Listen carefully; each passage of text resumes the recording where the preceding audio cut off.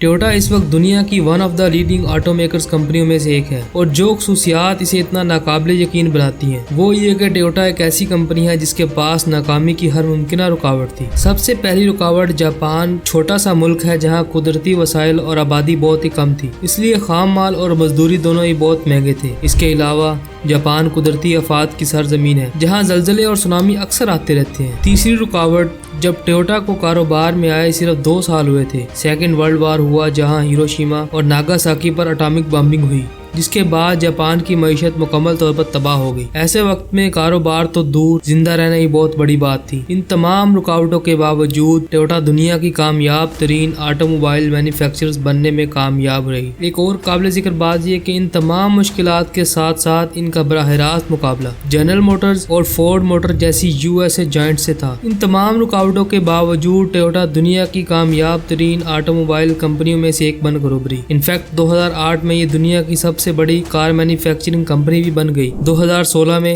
Toyota نے market capitalisation میں Ford, general Motors اور ہونڈا جیسے مشترکہ منصوبوں کو بھی پیچھے چھوڑ دیا۔ اب سوال یہ پیدا ہوتا ہے کہ یہ مشکل ترین دور میں ٹویوٹا نے اتنی شاندار کامیابی کیسے حاصل کی؟ ان کی حکمت عملی کیا تھی؟ اور اس سے بھی اہم بات، ہم اس ناقابل یقین کیس اسٹڈی سے کیا سیکھ سکتے ہیں؟ السلام علیکم، آپ سب کو اس چینل پر دوبارہ خوش آمدید۔ ہماری کہانی 1950 جاپان میں شروع ہوتی ہے جب ٹویوٹا کو کاروبار میں 13 سال ہو چکے تھے اور سیکنڈ ورلڈ وار کے بعد جاپان کھنڈرات میں بدل چکا تھا۔ جنگ کے دوران ٹویوٹا فوجی ضروریات کے لیے ٹرکوں اور کاروں کے علاوہ کچھ نہیں کر رہا تھا۔ کمپنی کی حالت اتنی خراب تھی کہ 13 سال کی کوششوں کے بعد ٹویوٹا موٹرز نے پورے سال میں صرف 11,000 گاڑیاں تیار کی۔ دوسری طرف فورڈ موٹر نے اسی سال میں 10 لاکھ سے زیادہ آٹو موبائل تیار کی، اور پیداوار میں اس بڑے پیمانے پر فرق کو دیکھتے ہوئے ٹویوٹا کے ٹاپ مینیجرز ٹویوٹا اور ان کے کئی انجینئرز نے فورڈ روز پلانٹ کا دورہ کیا، یہ جاننے کی غرض سے کہ وہ اپنی مینوفیکچرنگ کے عمل کو کس طرح بہتر بنا سکتے ہیں۔ لیکن اس دورے کے بعد انہوں نے محسوس کیا کہ جاپان میں امریکی نظام کو کاپی کرنے سے کام نہیں چلے گا، کیونکہ ٹویوٹا کی مالی حالت بہت خراب تھی۔ جاپان ابھی عالمی جنگ کے برے اثرات سے ٹھیک ہو رہا تھا، جس سے ملک سرمایہ اور زر مبادلہ دونوں کے لیے جوجھ رہا تھا۔ لہذا ٹویوٹا اس حال میں لیٹسٹ ویسٹرن پروڈکشن سسٹم نہیں خرید سکی، جس کی پیداوار کی کارکردگی کو بہتر بنانے اور پیداوار کو بڑھانے کے لیے ضرورت تھی۔ اس لیے عملی طور پر دیکھا جائے تو ٹویوٹا کا امریکی پروڈکشن ماڈل کے ساتھ مینوفیکچرنگ کے 2 اہم ترین پہلو، سرمایہ اور مشینری میں مقابلہ کرنے کا کوئی اور طریقہ نہیں تھا۔ اب ایسے وقت میں کوئی بھی عام انجینئر یہ کہہ کر ہار مان لے گا کہ وہ امریکیوں سے مقابلہ کرنے کے اہل نہیں ہے، لیکن ٹویوٹا کوئی عام انجینئر نہیں تھا۔ یہ جاننے کے باوجود کہ تمام حالات اس کے خلاف ہیں، یہ اور ان کی ٹیم یہ سمجھنے کے لیے دن رات کام کرتے رہے کہ کیسے وہ امریکی صنعت کاروں کے خلاف مقابلے کے لیے حکمت عملی بنا کر انہیں شکست دے سکے۔ اور یہ وہ وقت ہے جب انہوں نے محسوس کیا کہ اگرچہ وہ سرمایہ اور مشینری سے امریکیوں کا مقابلہ نہیں کر سکتے، لیکن ایک انتہائی اہم پہلو ہے جس سے وہ امریکیوں کو شکست دے سکتے ہیں، اور وہ پہلو کارکردگی کے سوا کچھ نہیں تھا۔ اس سے انہیں ایک لین مینوفیکچرنگ سسٹم کا خیال آیا۔ ٹویوٹا سمجھ گیا کہ امریکیوں کے مینوفیکچرنگ کے آپریشن کا معیاری طریقہ یہ ہے کہ انہوں نے پہلے خاص حد تک ڈیمانڈ کی پیشن گوئی کی اور پھر بلک آرڈر دیے تاکہ وہ مشین کے پرزہ جات اور خام مال کی قیمت کو بچا سکیں۔ لہذا اگر کاروں کے 3 رنگ ہیں جن کو فروخت کرنے کی ضرورت ہے، ریڈ، بلیک، گرے۔ اس کے بعد company 200 red cars, 500 black cars اور 300 گرے کارز تیار کرے گی، اور یہ کارز ڈیلیوری کے لیے تیار ہوں گی، لیکن آرڈر آنے تک انوینٹری میں محفوظ رہیں گی، اور جیسے ہی کسٹمر آرڈر دیتا ہے وہ فوراً کسٹمر کو پہنچا دیا جاتا ہے۔ لیکن اس سارے عمل میں ٹویوٹا کی ٹیم نے ایک بڑے مسئلے کی نشاندہی کی، جس کے نتیجے میں 4 بڑی ناکامیوں کا سامنا ہو سکتا تھا، اور ان ناکامیوں کو ٹھیک کرنے کے اس سارے عمل نے ٹویوٹا کو $1 ارب کی کمپنی میں تبدیل کر دیا۔ در حقیقت اس نے نہ صرف آٹو موبائل انڈسٹری کے کام کرنے کے طریقے کو ہی تبدیل نہیں کیا، بلکہ اس نے پوری دنیا کے سپلائی چین کے کام کرنے کا طریقہ ہی بدل دیا۔ تو سوال یہ ہے کہ یہ نااہلیاں کیا تھیں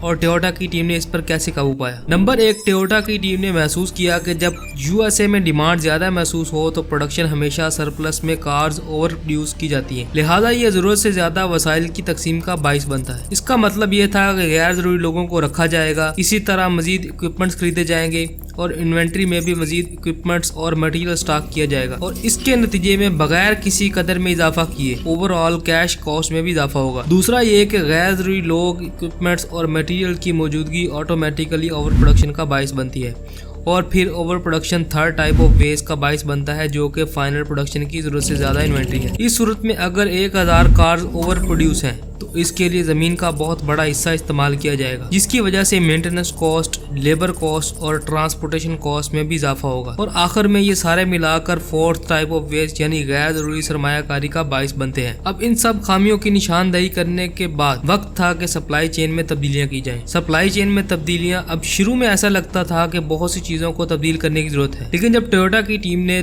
इस मसले की असल वजह समझी तो एक वजह थी फोरकास्टिंग ऑफ डिमांड, यानी डिमांड की पेशन गोई जरूरत से ज्यादा इन्वेंट्री का बाइस बनती है, जो कि फोर्थ टाइप ऑफ वेस्ट की वजह बनता है। यहाँ से टोयोटा की कामयाबी का सफर शुरू हुआ जब इन्होंने सप्लाई चेन के दो बुनियादी नासिर इन्वेंट्री स्टॉक और डिमांड की पेशन गोई को खत्म करने का फैसला किया। टोयोटा ने अपना खुद का एक सप्लाई चेन सिस्टम बनाया, जहां पहली शर्त ये थी कि डिमांड की कोई पेशन गोई काबिल कबूल ना होगी और इन्वेंट्री भी सिफर के करीब रखी जाएगी। और इस तरह the world class just in time system was born.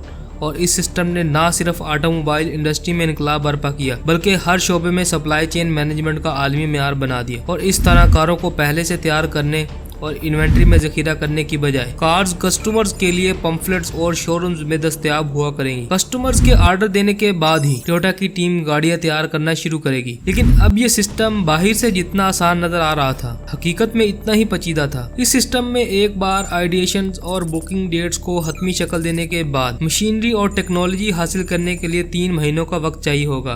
Parts and components को प्रोडक्शन सेंटर पहुंचाने में 7 दिन लगते और ये बुकिंग शुरू होने के बाद मुल्क में मुतअद्दिद डीलर से लिए जाते थे। इसके बाद असेंबलिंग की तरफ प्रोडक्शन का अमल शुरू किया जाता। अब जरूरत की बुनियाद पर हर दिन प्लान के मुताबिक पुर्जों का सही तादाद में प्रोडक्शन हाउस पहुंचना तय था। इसमें सबसे बड़ा चैलेंज वक्त और सरमाए की बचत करना मकसद था, जिसके लिए टोयोटा की टीम ने एक स्पीडी प्रोडक्शन स्ट्रेटजी बनाई, जिसमें अगर 9,871 अज्जा को असेंबली लाइन में लाया जाएगा तो अगले दिन भी सिर्फ 9,871 अज्जा ही आएंगे, यानी एक दिन में जितनी लागत है उतना ही माल मंगवाया जाएगा।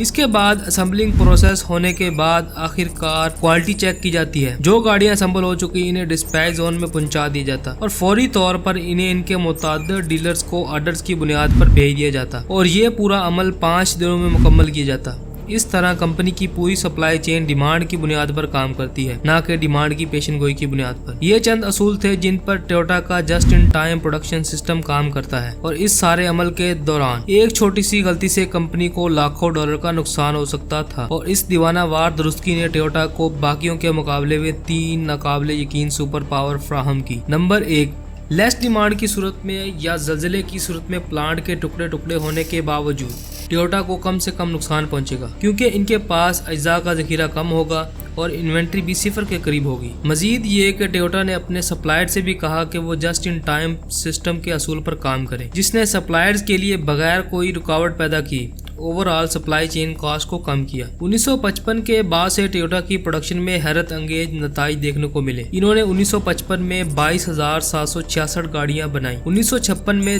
42,417, जबकि 1957 में 70,856 और 1965 तक इन्होंने तकरीबन 2000% का इजाफा हासिल कर लिया था। इस तरह इंतहाई मुश्किलात और खतरात के बावजूद टोयोटा और इसके इंजीनियर्स ने एक शानदार सप्लाई चेन सिस्टम बनाया, जिसने इन्हें दुनिया की सबसे बड़ी और सबसे ज्यादा मुनाफा बख्श ऑटोमोबाइल कंपनी में तब्दील कर दिया।